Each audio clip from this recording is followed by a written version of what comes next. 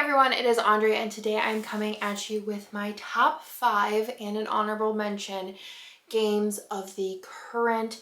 I feel like I should do these monthly. Let me know what you think in the comments down below, but I don't know if you'd be interested. So I am curious, do you want me to do the monthly? Because I feel like it does change up monthly for the most part, or do you want me just to do them as I have kind of a little bit of a different stack? Because these games, chef's kiss. And if you like the games that I like, maybe you'll like them too if you haven't tried these out. So let's go ahead and start. I think I'm going to leave number 1 for last. And I don't know. I don't really know what number 1 is. I didn't really think about this. I think I'm going to pick a different number 1 for this month. For the past 2 months, my number 1 has consistently stayed Dice Throne. So that's going to be your little bit of a hint. It's not going to be Dice Throne this month. So let's start at number 5 because I feel like that's going to be the easiest. This one to me, I played a different iteration of it first. And then I played this one most recently. And I've only played it once, I believe-ish. We'll go into it. And I prefer it way better than the iteration. So I think that this makes it a favorite, and that is Wingspan. And I think that this is one of the games that the hype is real. It is a very popular game for a reason. It's not overly complex, but there's a decent amount going on that keeps your brain moving. So as I mentioned, I did play Wingspan Asia first. That is the 1 to 2 player, kind of like expand alone. You could play it by itself, and I initially bought that because I'll probably just play it 2 player, and it was like less expensive. So I figured let's just pick that one up first and see how I like it. And I will say that I like Wingspan more. Wingspan can be played, I believe, 1 to 5 players, right? Yep. 1 to 5 players. So it's not like dual or anything where you need to have the Asia to play just for 2. It also expands this to 7, and this is by Stonemaier Games, which you know I have a forever love just for everything that Jamie does. So this is a game all about birds, and you are placing birds in different habitats. They're laying eggs, they have all different abilities. You're trying to collect the feathers for points. They have different nest types, wingspans, and it is just so good. There is also, you can play this on Board Game Arena if you want to, and it's Board Games Arena is free. And also there is a paid app on the Apple, I don't know if the other ones, I have an iPhone, I don't know about the other ones. It's a beautiful app. It's really, really pretty. For me, I'm not like big on digital board gaming. I am currently playing Arcanova on Board Game Arena with Hannah, but otherwise I just like playing an AI doesn't do it for me. And also I like touching things. We've went over this. I love a tactile experience. So this is just super fun. I think that you could teach this to anyone. There's really great how to plays out there, and I personally, if you're picking between this or Asia, I would get this one. I really like the birds in Asia. I think that they're overall generally prettier, but as far as the gameplay, there is this like component of in the middle that you have to like place these like yin yang tokens on, and it's not my favorite thing. I think it just doesn't add enough to the game. And it just kind of like adds a little bit more time where you have to think, okay, where am I gonna put this to get more points down there? Where I prefer this one just has a middle score pad that is a little bit more simple. But I think that's just kind of what I like about it, is that it's a simple, still keeps your brain busy kind of game that's not super long, and it can play a lot of players. And we did play this 4 players. And I feel like some games that are more of like brainy, like thinky a little bit, it's like kind of like a long process of playing with 4 players because everyone has to do their turn, and this went really swimmingly. So I am a fan, and also my husband, I would say probably that's one of his top 3 favorite board games of the month. Then we're going to move on to number 4, which this also my husband loves, and also is just another Stonemaier game. Are we surprised? Viticulture. I do have the Lux coins in here, and they are amazing. This is the Essentials edition, which I feel like if you're picking it up, get the Essentials edition versus the normal standard edition, because I really do like the starter cards where you can have like your like mama and dada have different like starting capabilities of different monies and different card amounts. I think that's fun, and also being able to sell your fields is very helpful for gameplay. I also do have the Tuscany expansion that we have not played with yet, but I think that is going to be so fun think the board's longer, and that just intrigues me. You can play this 1 to 6 player.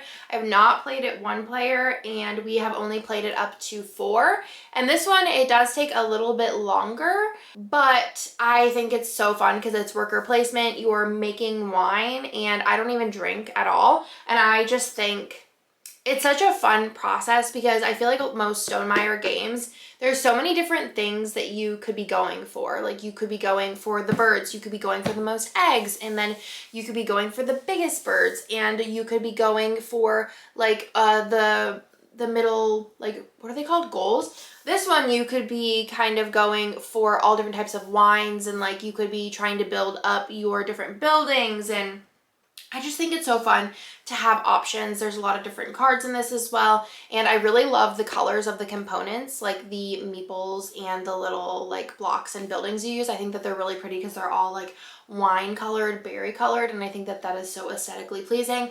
I love the option to purchase the coins, the upgraded coins. I just love, again, a tactile feel of a metal coin. So this and like Scythe, I feel like are just so good because you can upgrade those and like listen to that jingle. But I really love this. I did not think honestly that I would love Wingspan or Viticulture as much as I do, but I honestly just think I am a Stonemaier girl, so I need to collect them all. So I need to get Tapestry because I feel like that's one of their bigger ones that I don't have ASAP.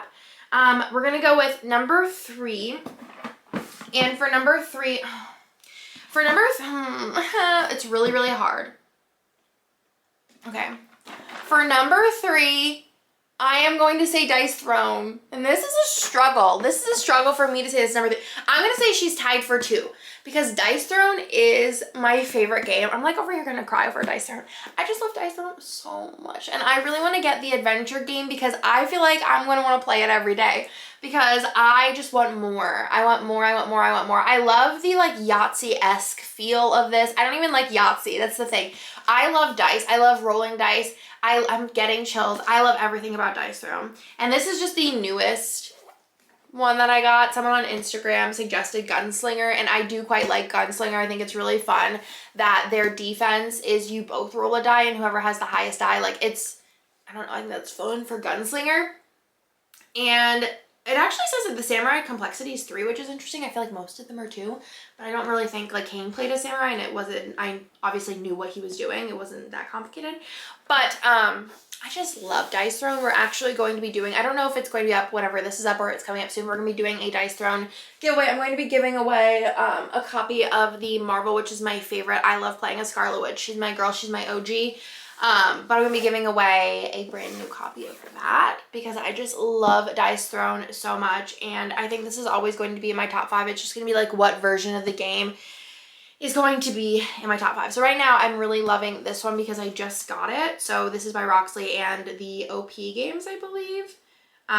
Like those who play, make Monopoly. But I just love this so much. And Nick refuses to play it with me because he always loses. And I just think that's not fun. But, you know, it's my favorite. So we have Dice Throne. Then it gets a little dicey up in the, I feel like these are tied for 3.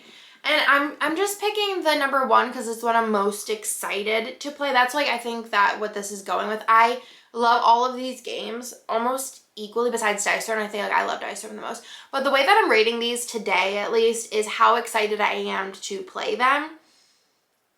And the last one's going to be so confusing, but I'm going to go with this for number 2, and that is Ark Nova. And I play Ark Nova once a week. We are now playing it on Board Game Arena. It just came out on Board Game Arena for public yesterday, and Ark Nova is so fun. It's one of the highest rated games of the current for a great reason. Another one that I'm getting chills. Why am I like this? I don't understand. Ark Nova is so freaking fun. I love this as solo as well. I kind of wish, for me, if you've played the solo, let me know. I kind of wish the solo variant was a little bit longer. So in this, it's gonna be a little bit explainer.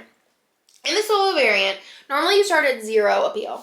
Whenever you do the solo variant, you start at 20. And I assume that's so that you kind of get a little bit of a head start because to connect it, you would need more spaces. I wish they would have just given us maybe like even just start at 0, but give us maybe 3 more rounds or like whatever the equivalent would have been. Like I just want to play it a little bit longer and have maybe like 3 more rounds because it takes me too quick, in my opinion, to finish this game and I don't get as much done.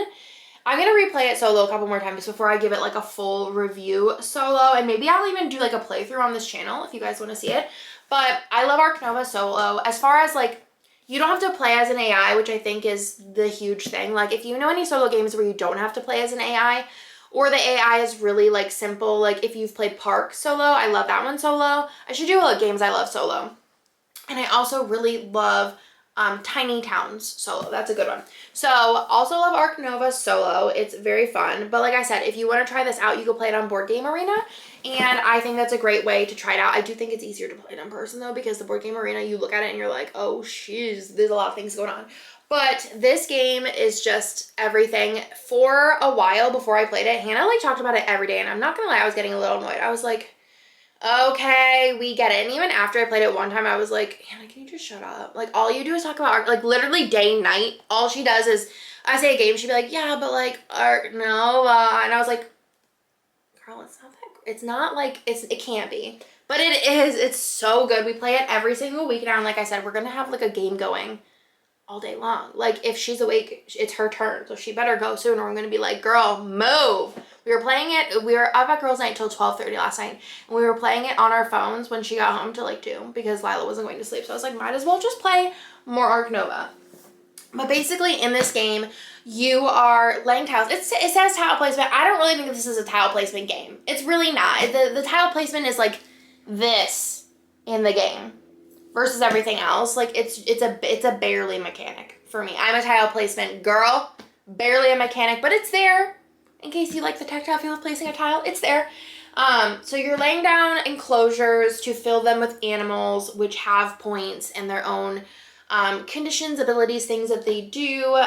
They also like have the type of animal they are, where they're from. Well, you could partner with zoos, you could partner with universities, you can make donations to get more victory points, you can snap cards from there's so many things to do. And that's what I love about games is it's either when they're puzzly, and for the next one, or when there's so many things to do, so many choices. It has 255 unique cards. Unique cards! That is amazing. The deck is like this tall, and if you didn't know, the expansion, and I think this game's like $70. The value's there.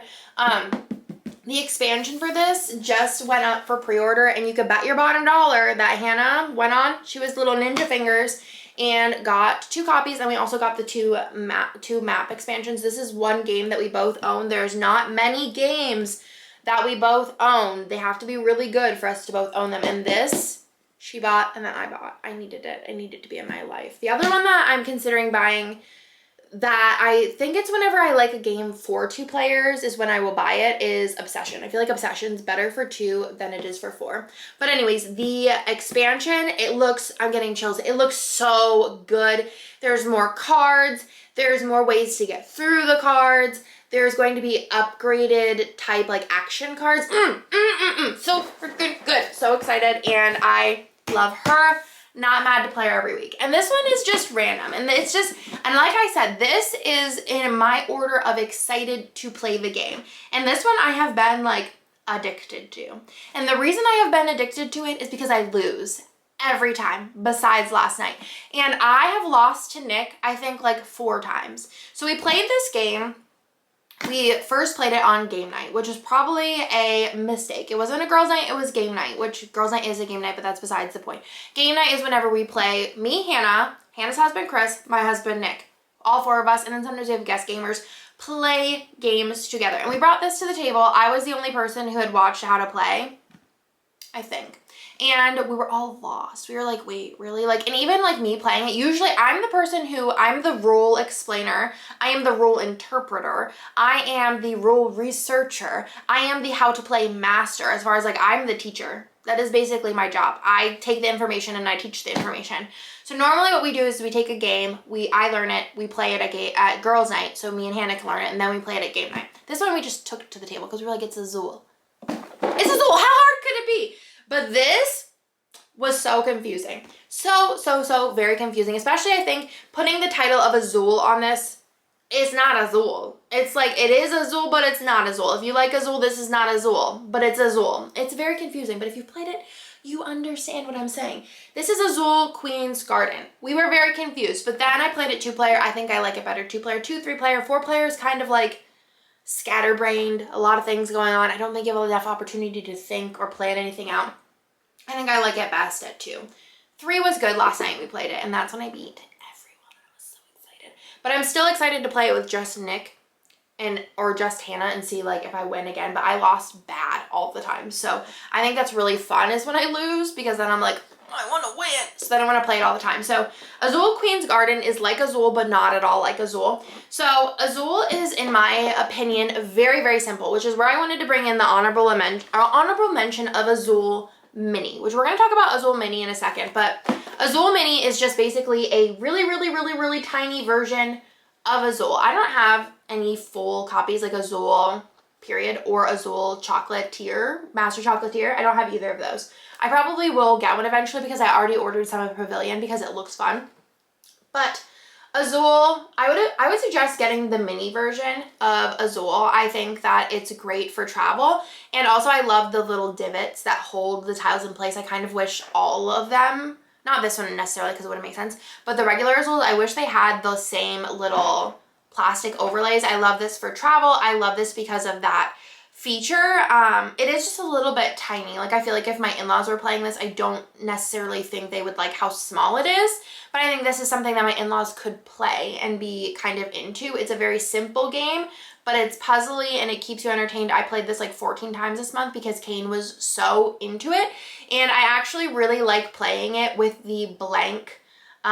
If you've played it, there's like a colored side and then a blank side. I actually really like playing it the blank side. It's kind of a little bit more difficult, like just a little more tricky. This is nothing like it.